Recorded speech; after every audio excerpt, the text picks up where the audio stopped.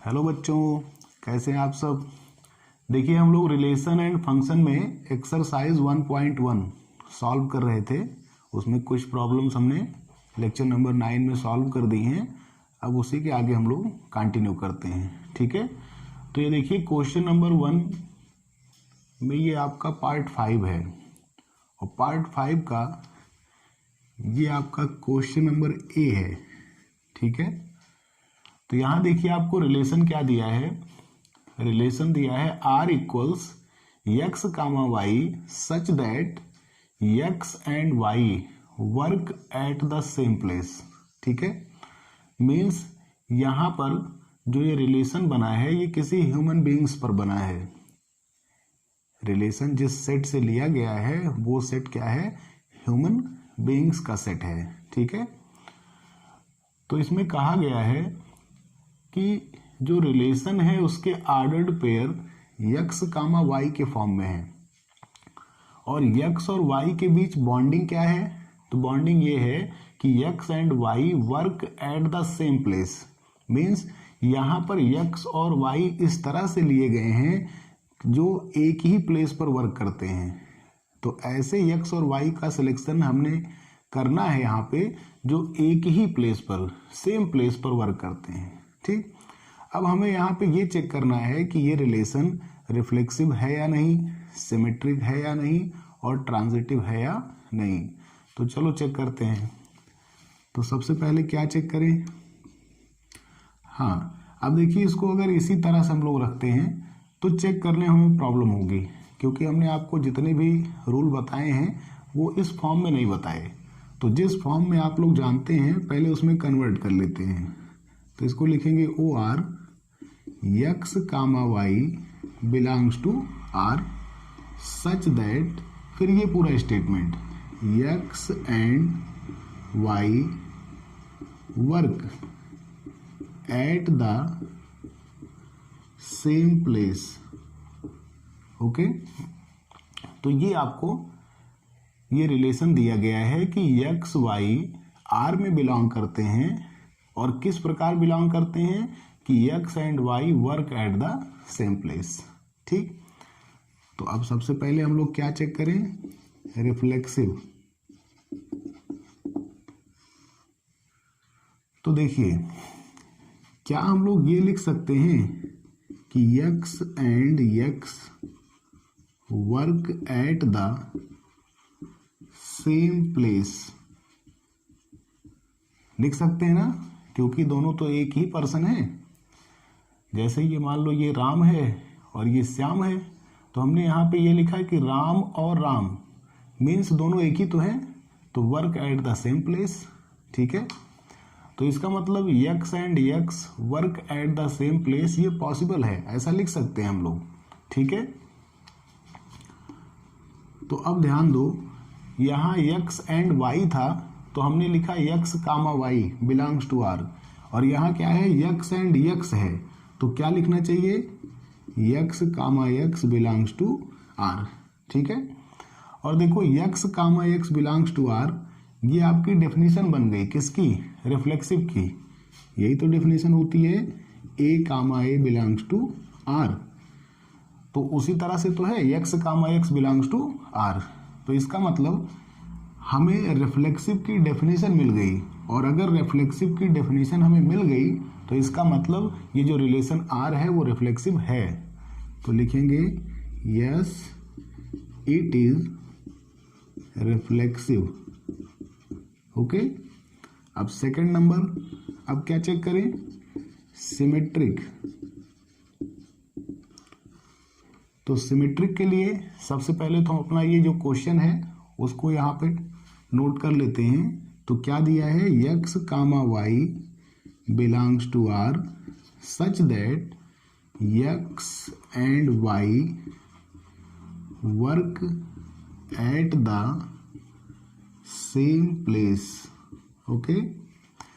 ये हमेशा याद रखिए, जब भी आपको रिफ्लेक्सिव चेक करना होगा तो X and X means Y के प्लेस पर भी यक्स रखना होगा, और ये देखना होगा कि जब हमने वाई के प्लेस पे यक्स रख दिया तो क्या ये स्टेटमेंट पॉसिबल है। तो यदि वो स्टेटमेंट पॉसिबल है तो इसका मतलब फिर वो रिफ्लेक्सिव है। और जब सिमेट्रिक चेक करते हैं तो पहले अपना जो क्वेश्चन है उसको नोट करते हैं, ठीक। इसके बाद यहाँ इसको इंटरचेंज करते हैं, x के प्लेस पे y और y के प्लेस पे x रख के देखते हैं कि क्या ये पॉसिबल है। तो अगर आपने x के प्लेस पे y और y के प्लेस पे x रख दिया और स्टेटमेंट पॉसिबल हो गया तो इसका मतलब ये हुआ कि वो आपका सिमेट्रिक है। तो वही करने चल रहे हैं। अब देखो हम इसको चेंज कर रहे हैं, लिखेंगे y and x work at the same place. देखो यहाँ लिखा था कि x and y work at the same place, means x और y एक ही प्लेस पर वर्क करते हैं। तो अगर पलट दें और ये कहें कि y एंड x एक ही प्लेस पे वर्क करते हैं तो गलत नहीं है। कहा जा सकता है जैसे राम और श्याम लखनऊ में वर्क करते हैं, या हमने ये कह दिया कि श्याम और राम लखनऊ में वर्क करते हैं। तो करेक्ट है ना, पॉसिबल है, ये पॉसिबल है। तो यदि ये पॉसिबल है तो आप आगे ध्यान दीजिए। ये देखो यहाँ x एंड y लिखा था तो हमने यहाँ लिखा x comma y belongs to r। अब यहाँ लिखा है y एंड x, तो क्या लिखना चाहिए, y comma x belongs to r, ठीक है। तो अब देखो यहाँ आपको क्या मिल गया, डेफिनेशन मिल गई। ये देखो a comma b belongs to r such that b comma a belongs to r। ये डेफिनेशन आप जानते हैं, a comma b belongs to r such that b comma a belongs to r। इस तरह से अगर कहीं आपको मिलता है तो इसका मतलब वो सिमेट्रिक है। तो देखो बिल्कुल वैसे ही तो है, a comma b belongs to r such that b comma a belongs to r। तो इसका मतलब हमें आज सिमेट्रिक की डेफिनेशन मिल गई। तो इसका मतलब जो रिलेशन r है वो सिमेट्रिक है। तो yes it is symmetric, okay. और अब देखिए इसका पहले स्क्रीनशॉट ले लो, फिर हम आगे चलते हैं। अब हम लोग क्या चेक करेंगे, ट्रांजिटिव। तो ट्रांजिटिव चेक करने के लिए हमने आपको नियम बताया है कि सबसे पहले तो अपना ये क्वेश्चन जो गिवन है, तो यहाँ लिखेंगे गिवन दैट, क्या गिवन है, x comma y belongs to r such that x and y work at the same place, ठीक। ये तो हमको गिवन है और हमने आपको बताया था जब भी ट्रांजिटिव आपको चेक करना होगा तो जो गिवन है वो तो लिखना ही है, उसके साथ साथ लेट भी करते हैं। तो यहाँ लिखेंगे लेट। अब देखो आपको x कामा y गिवन है तो फिर हम लोग लेट क्या करेंगे, y कामा z। जैसे a कामा b गिवन होता तो हम लोग b कामा c लेट करते, ठीक है। तो हम यहाँ लिखेंगे let y comma z belongs to r such that, अब देखो x कामा y था तो x एंड y लिखा, y कामा z है तो y एंड z, तो y and z work at the same place, ठीक। इसे हम सपोज करेंगे इक्वेशन नंबर फर्स्ट और इसे इक्वेशन नंबर सेकंड, ठीक। अब from equation first and second we have,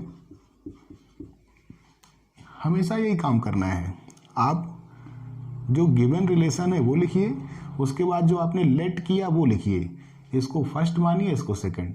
अब दोनों ही इक्वेशन से आप ये प्रयास करिए कि x comma z belongs to r आपको मिल जाए। यदि मिलता है तो ट्रांजिटिव, नहीं मिल पाता तो नॉट ट्रांजिटिव, ठीक। तो देखते हैं। तो आप देखिए x and y work at the same place, तो x और y same place means Lucknow में वर्क करते हैं। फिर यहाँ लिखा है कि y and z work at the same place means y और z भी सेम प्लेस, तो x और y तो लखनऊ में करते हैं, ठीक। ऐसा हमने सपोज किया, मीन्स x भी लखनऊ में और y भी लखनऊ में, और यही y यहाँ भी लिखा है, तो क्या ये कानपुर में वर्क करेगा, लखनऊ में ही करेगा क्योंकि वही वाला वाई तो है। तो अगर ये लखनऊ में वर्क कर रहा है और ये स्टेटमेंट कह रहा है कि Y and Z work at the same place, means जहां वाई वर्क कर रहा है वहीं तो जेड भी कर रहा है। तो वाई तो लखनऊ में कर रहा है, यहीं से क्लियर है। तो इसका मतलब जेड भी कहाँ कर रहा है, वाई के साथ ही कर रहा है, मीन्स लखनऊ में ही कर रहा है। तो इसका मतलब यक्स और जेड ये दोनों चीजें लखनऊ में ही वर्क कर रहे हैं, ठीक है ना। तो हम लोग क्या लिख सकते हैं कि X and Z work at the same place. बोलो लिख सकते हैं कि नहीं, पॉसिबल है कि नहीं, ये बिल्कुल पॉसिबल है। ठीक, तो अब देखो यक्स एंड वाई था तो हमने लिखा X comma Y belongs to R, और यहाँ क्या है यक्स एंड जेड, तो क्या लिखना चाहिए X comma Z belongs to R. ठीक, तो ध्यान से देखो क्या मिल गया हमें, ये देखो X comma Y belongs to R and Y comma Z belongs to R such that, यहाँ क्या मिला X comma Z belongs to R. तो ये आपको ट्रांजिटिव की डेफिनेशन मिल गई कि नहीं, जानते हो सभी लोग आप लोग डेफिनेशन क्या होती है, A comma B belongs to R and B comma C belongs to R such that A comma C belongs to R, यही डेफिनेशन तो होती है। तो देखो A comma B belongs to R, B comma C belongs to R such that A comma C belongs to R. तो क्योंकि transitive की definition हमको मिल रही है, इसका मतलब ये जो रिलेशन है वो आपका ट्रांजिटिव है। तो लिखेंगे yes it is transitive. Okay, तो इसका मतलब ये रिफ्लेक्सिव भी है, सिमेट्रिक भी है और ट्रांजिटिव भी है। ओके, और अगर ये तीनों है तो इसका मतलब ये इक्विवेलेंस है। आपके क्वेश्चन में पूछा नहीं है कि इक्विवेलेंस है या नहीं, लेकिन बाय द वे पूछ लेता तो आप लोग क्या आंसर देंगे, यस इट इज इक्विवेलेंस। क्यों, क्योंकि इसमें तीनों प्रॉपर्टी एग्जिस्ट कर रही है। कौन कौन सी, रिफ्लेक्सिव, सिमेट्रिक और ट्रांजिटिव। स्क्रीनशॉट ले लो इसका। यहाँ पे जो रिलेशन है वो कह रहा है कि r equals X comma Y such that x is exactly 7 centimetre taller than y, means x कोई पर्सन है और y अदर पर्सन है, x जो है y से 7 सेंटीमीटर टालर है, मीन्स बड़ा है, ठीक है ना। तो ये बॉन्डिंग है x और y के बीच में। तो चलिए देखते हैं। सबसे पहले तो हम लोग इसको अपनी सुविधा के अनुसार कन्वर्ट कर लेते हैं। तो कैसे लिखते हैं हम लोग, X comma Y belongs to R such that, देखो यही चीज X comma Y belongs to R, उसके बाद ये जो सच दैट है सच दैट लगाया और फिर पूरा same statement, X is exactly 7 centimetre taller than Y. ठीक, तो सबसे पहले हम लोग क्या चेक करें, रिफ्लेक्सिव। तो देखो जब भी हम लोग रिफ्लेक्सिव चेक करते हैं तो हमने आपको बताया है कि x और y दोनों के प्लेस पे x ही पुट करते हैं। यहाँ तो ऑलरेडी x है, y के प्लेस पे भी क्या करेंगे x, और देखते हैं कि क्या अब भी ये स्टेटमेंट पॉसिबल है। अगर पॉसिबल है तो फिर रिफ्लेक्सिव होगा ही होगा। तो देखते हैं, चलो लिखते हैं x is exactly 7 centimetre taller than x। अब इस पर सोचो कि क्या ये पॉसिबल है, x is exactly 7 centimetre taller than x, दोनों सेम ही तो हैं, जो पर्सन यहाँ है वही पर्सन यहाँ भी लिखा गया। तो क्या कोई व्यक्ति स्वयं से ही टालर हो सकता है, जैसे क्या मैं स्वयं से ही 7 सेंटीमीटर बड़ा हो सकता हूँ, नहीं हो सकता भाई, मैं ही तो, मैं यहाँ भी खड़ा हूँ, मैं वहाँ भी खड़ा हूँ, तो मेरी हाइट तो सेम होगी ना तो मैं छोटा हो सकता हूँ ना ही बड़ा हो सकता हूँ। तो ये पॉसिबल नहीं है, तो यहाँ लिखेंगे नॉट पॉसिबल। ओके, तो जब ये पॉसिबल नहीं है तो हमें यहाँ क्या लिखना पड़ेगा, x comma x does not belongs to r। देखो यहाँ x कामा y था, मीन्स यक्स और वाई था तो हमने क्या लिखा, X comma Y belongs to R. अब यहाँ यक्स और यक्स है तो हमें लिखना चाहिए यक्स कामा यक्स, लेकिन अब बिलोंग्स टू आर लिखें कि does not belongs to R लिखें, ये डिपेंड करता है पॉसिबिलिटी पर। अगर पॉसिबल है तो belongs to R, not possible है तो does not belongs to R.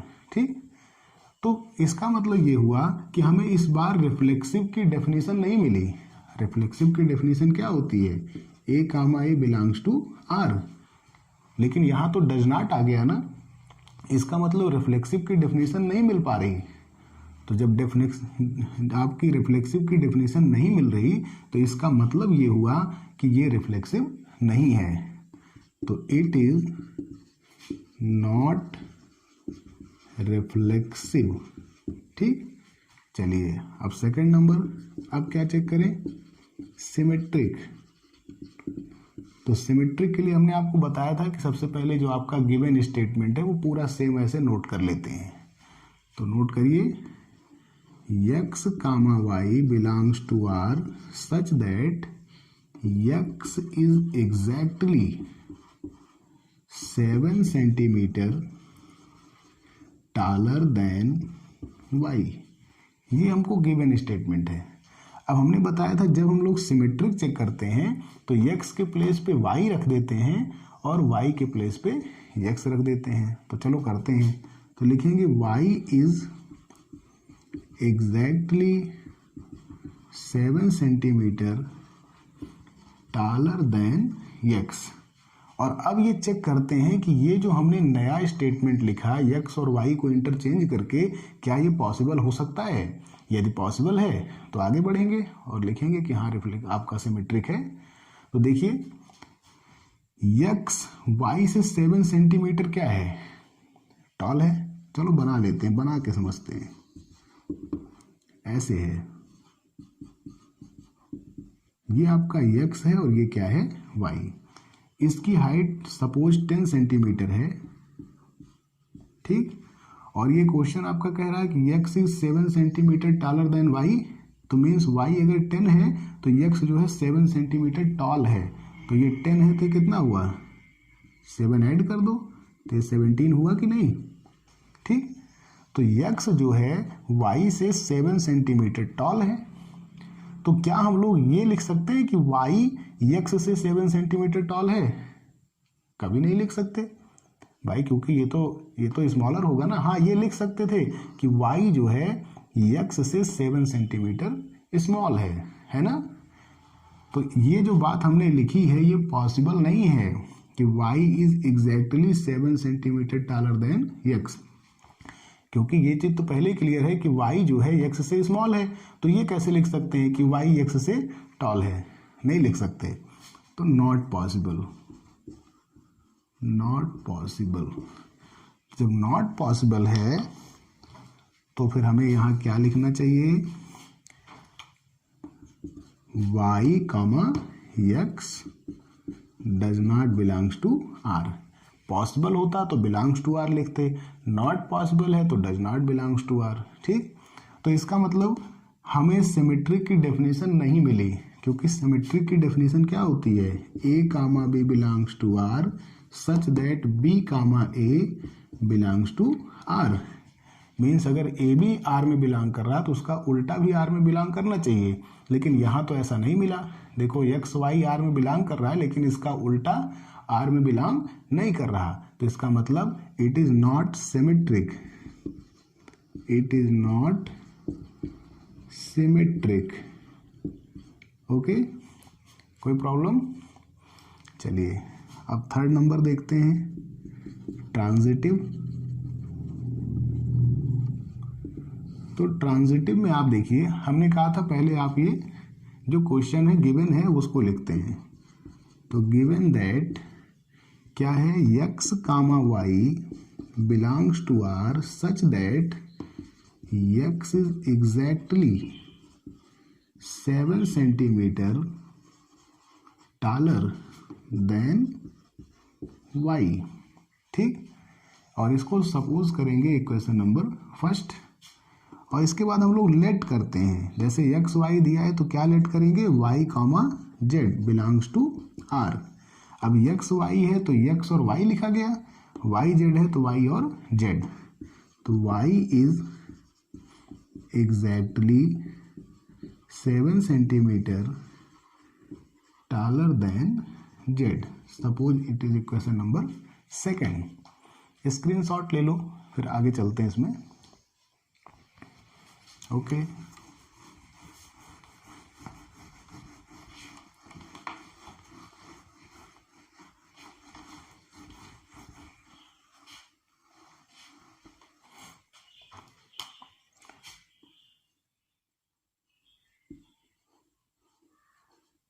ठीक। अब यहाँ देखिए, अब हमने कहा था कि इन दोनों इक्वेशन की हेल्प से हम लोग x comma Z belongs to R लाने की कोशिश करेंगे। यदि आ गया तो ट्रांजिटिव, नहीं आया तो नॉट ट्रांजिटिव। तो लिखेंगे from equation first and second we have. तो देखो, क्या हम लोग इसको पहले ध्यान से देखो, क्या हम लोग ये लिख सकते हैं x और z के बीच में x इज एग्जैक्टली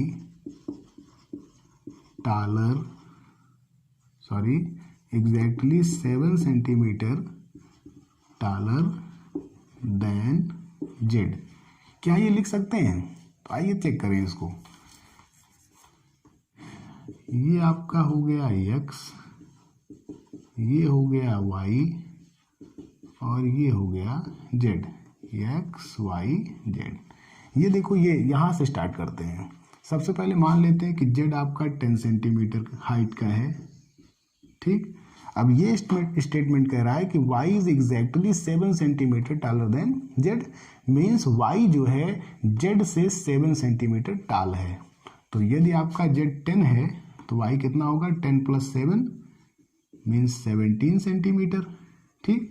और ये ऊपर वाला क्या कह रहा है कि x is exactly 7 centimetre taller than y, means x जो है y से 7 सेंटीमीटर टॉल है। तो अगर y आपका 17 है तो 17 में +7 करो तो कितना आ गया? 24। तो इसका मतलब x कितना हुआ? 24 सेंटीमीटर। तो अब आप बताइए, क्या ये स्टेटमेंट पॉसिबल है कि x is exactly 7 centimetre taller than z? क्या ये पॉसिबल? तो ये पॉसिबल नहीं है, क्योंकि देखिए x z से कितना टॉल है? 14 सेंटीमीटर। और यहाँ हमने क्या लिखा है कि x इज एग्जैक्टली 7 सेंटीमीटर, तो पॉसिबल नहीं है ना। तो हम लोग यहाँ लिखेंगे नॉट पॉसिबल, ठीक। तो जब नॉट पॉसिबल है तो x comma z does not belongs to R. Okay, तो आप यहां देख रहे हैं x comma y belongs to R and y comma z belongs to R such that x comma z does not belongs to R. ये जो definition है, क्या ये ट्रांजिटिव होने की डेफिनेशन है? नहीं, ये डेफिनेशन ट्रांजिटिव ना होने की है, क्योंकि यहाँ जब डज नॉट लग गया तो नॉट ट्रांजिटिव, और यहाँ अगर डज नॉट ना लगता, बिलोंग्स टू आर होता तो ट्रांजिटिव, ठीक। तो लिखेंगे it is not transitive. Okay, तो आपको ये क्वेश्चन क्लियर हो गया होगा। कोई प्रॉब्लम होती है तो आप लोग कमेंट जरूर करिए और आप लोग बताइए कि आपको कहाँ प्रॉब्लम है, ठीक है। नेक्स्ट वीडियो हम लोग 100% उसको सॉल्व आउट करेंगे। ओके, मिलते हैं नेक्स्ट वीडियो में। Thank you.